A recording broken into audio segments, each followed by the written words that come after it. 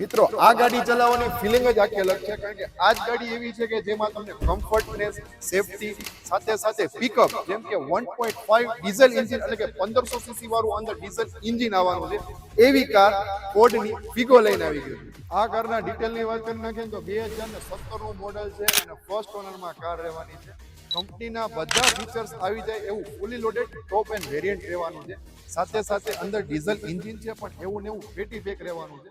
સાથે તમે ઇન્ટિરિયરની કન્ડિશન પણ જોઈ શકો છો મિત્રો, એવી ને એવી એક હતું ચાલેલી નીટ એન્ડ ક્લીન કન્ડિશનમાં રહેવાની છે.